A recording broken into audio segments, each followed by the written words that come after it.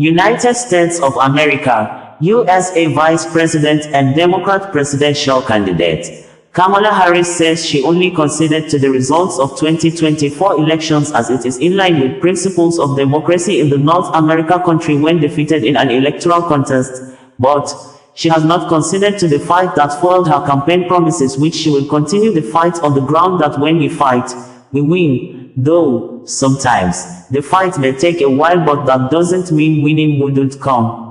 Vice President Kamala Harris, who delivered the concession speech on Wednesday evening, urged crowd of her supporters to hold the values that drove her campaign while bracing for the next Trump administration.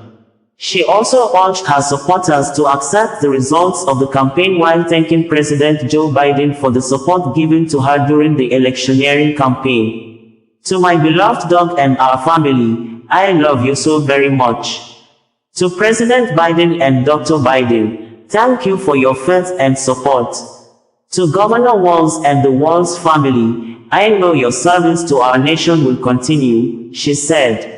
"I am so proud of the race we ran and the way we ran it and the way we ran it. Over the 107 days of this campaign, we have been intentional about building community and building coalitions, bringing people together from every walk of life and background, united by love of country, with enthusiasm and joy in our fight for America's future," Harris said. Details of her speech reads thus: "My heart is full today, full of gratitude for the trust you have placed in me, full of love for our country, and full of resolve. The outcome of this election is not what we wanted or what we fought for, but hear me when I say, the light of America's promise will always burn bright, as long as we never give up, and as long as we keep fighting." Earlier today, I spoke with President Trump. I told him that we will help him and his team with the transition, and we will engage in a peaceful transfer of power. In our nation, we owe loyalty not to a president or party, but to the Constitution of the United States, our conscience, and our God. My allegiance to all three is why, while I concede this election, I do not concede the fight that foiled this campaign, the fight for freedom, for opportunity, and for fairness and the dignity of all people. That is a fight I will never give up. I will never give up the fight for a future where Americans can pursue their dreams, ambitions, and aspirations. A future where women have the freedom to make decisions about their own bodies and not have their government telling them what to do, where we protect our schools and our streets from gun violence. We will never give up the fight for rule of law, equal justice, and for the sacred idea that every one of us, no matter who we are or where we start out, has certain fundamental rights and freedoms that must be respected and upheld. To the young people watching, it is okay to feel sad and disappointed. On the campaign, I would often say, when we fight, we win. Sometimes the fight takes a while, but that doesn't mean we won't win. The important thing is to never stop trying to make the world a better place. There is an adage, only when it is dark enough can you see the stars. I know many people feel like we are entering a dark time. For the benefit of us all, I hope that is not the case. But, America, if it is, let us fill the sky with the light of a billion brilliant stars. May the light of optimism, faith, truth, and service guide us, even in the face of setbacks, toward the extraordinary promise of the United States of America. President Joe Biden, in a written statement on Wednesday, said, "What America saw today was the Kamala Harris I know and deeply admire. She's been a tremendous partner and public servant full of integrity, courage, and character. Under extraordinary circumstances, she stepped up and led a historic campaign that embodied what's possible when guided by a strong moral compass and a clear vision for a nation that is more free, more just, and full of more opportunities for all Americans." As I've said before, selecting Kamala was the very first decision I made when I became the nominee for president in 2020. It was the best decision I made, Her story represents the best of America's story, and as she made clear today, I have no doubt that she'll continue writing that story. She will continue the fight with purpose, determination, and joy. She will continue to be a champion for all Americans. Above all, she will continue to be a leader our children will look up to for generations to come as she puts her stamp on America's future. Former President Barack Obama also in a written statement said, "Over the last few weeks and through Election Day, millions of Americans cast their votes, not just for president, but for leaders at every level. Now the results are in, and we want to congratulate President Trump and Senator Vance on their victory. This is obviously not the outcome we had hoped for, given our profound disagreements with the Republican ticket on a whole host of issues. But living in a democracy is about recognizing that our point of view won't always win out, and being willing to accept the peaceful transfer of power." Michelle and I could not be prouder of Vice President Harris and Governor Walz, two extraordinary public servants who ran a remarkable campaign. And we will always be grateful to the staff and volunteers who poured their heart and soul into electing public servants they truly believed in.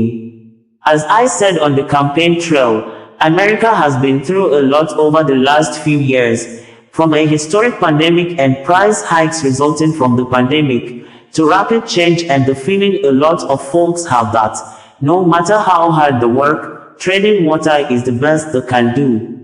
Those conditions have created headwinds for Democratic incumbents around the world, and last night showed that America is not immune.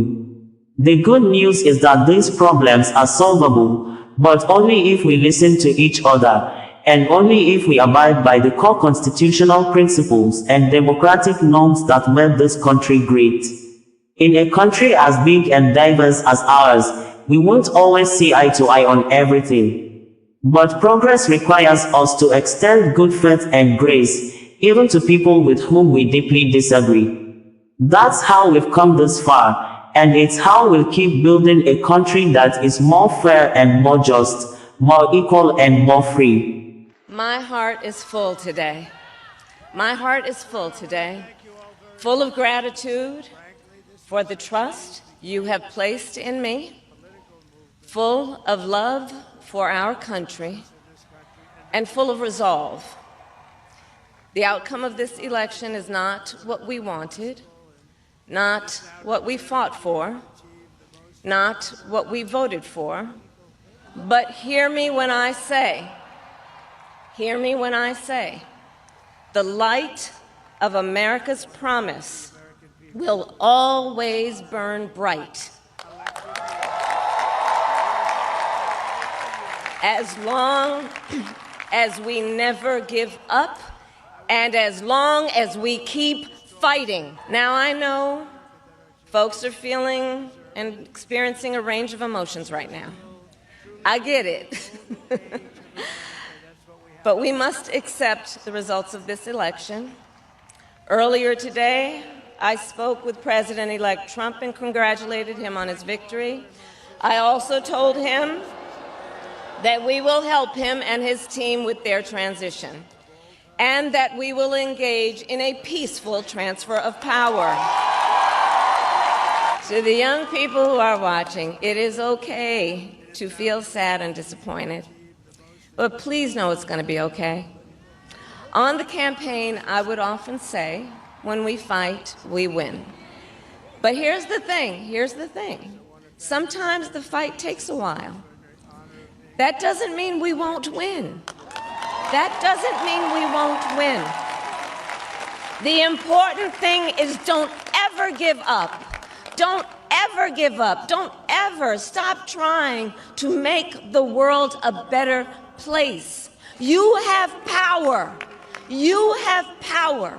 And don't you ever listen when anyone tells you something is impossible because it has never been done before. There's an adage an historian once called a law of history, true of every society across the ages.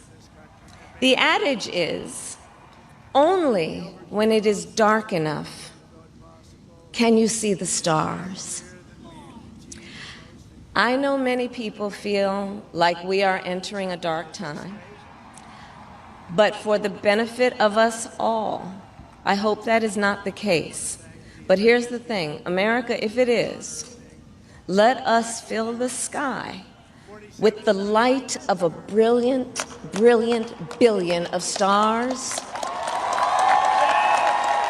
The light of optimism, of faith, of truth, and service.